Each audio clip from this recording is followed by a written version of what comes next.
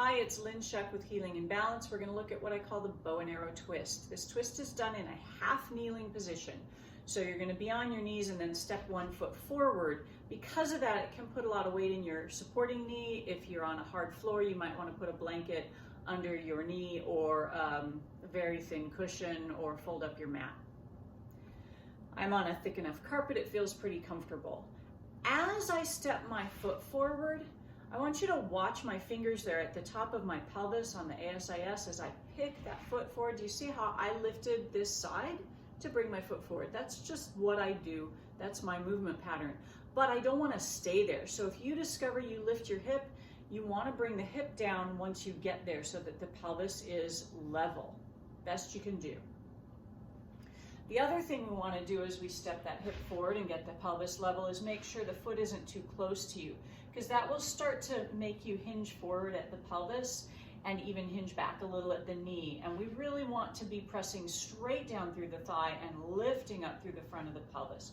We don't want to have any flexion on the supporting hip. So once you've got those legs set, we're going to take both arms in front.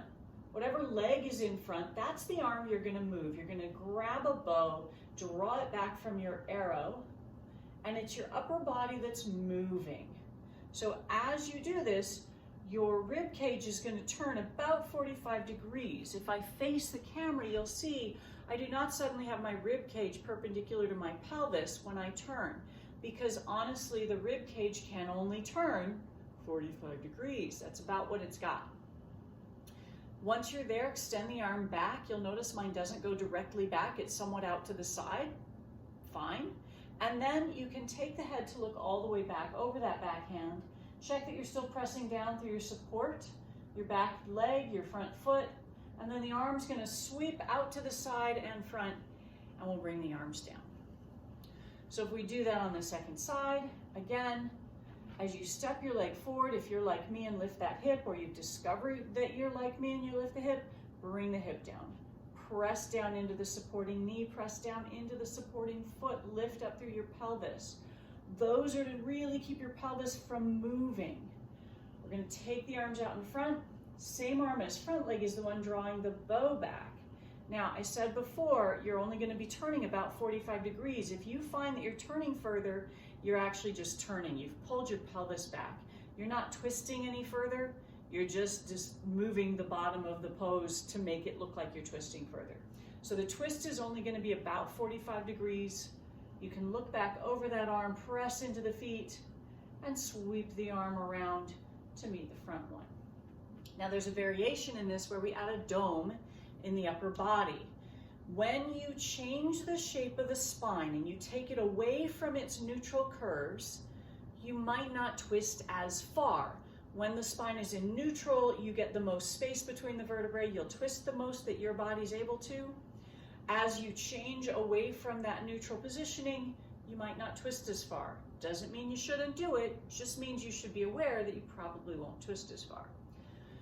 So I take my foot out in front. We're going to start exactly the same. I got to level my hips. I need to press into the floor through my foot, through my back, knee, and leg, lift up through the pelvis, arms in front. I'm going to draw that bow back with the same arm as front leg and extend it behind me, but I'm going to keep my gaze toward the front arm. I'm going to lift up through my head and tip the head and shoulders back as the arm comes up toward the ceiling. The back arm is going to come down and try and maybe touch your hamstring on that supporting leg. Press down into the floor. Keep reaching through that hand. That's what's helping you twist now, the upper hand. And then we're going to bring the body back to vertical, arms shoulder height. Back arm sweeps out to the side and forward. And come down and we switch sides. So let's talk you through that one more time. You know what, I'm going to stay facing that way, so if there's anything you couldn't see, maybe you'll see it on the second side. We level the hips, we press into the floor, we lift up through the pelvis. Arms come forward. Same arm as front leg is the one drawing the bow back, but now my head stays facing forward. Extend the arm behind you. As the front arm goes up, the back arm goes down, and I'm lifting up to go back. So I'm not sinking into my lower back. This is all happening in the upper body. Keep the belly drawn in, keep your pelvis upright. back arm is going to reach for the hamstring of your supporting leg. It may or may not get there. Reach up to the ceiling with that lifted arm, and then we'll bring the body back to vertical, arm shoulder height, back arm sweeps out to the side, comes to the front, and we come down. So that's the bow and arrow twist and a variation on it. They're actually preparatory work for Camel, at least that second one is. It can be a nice, somewhere in between a seated twist where the pelvis is fixed and really stable because it's on the floor, or a standing twist where there's so much more instability because you have ankles and knees that could be not as solidly planted. And so this can be this nice in between, something really solid and something way less stable. Go play with it and let me know what you think. Bye.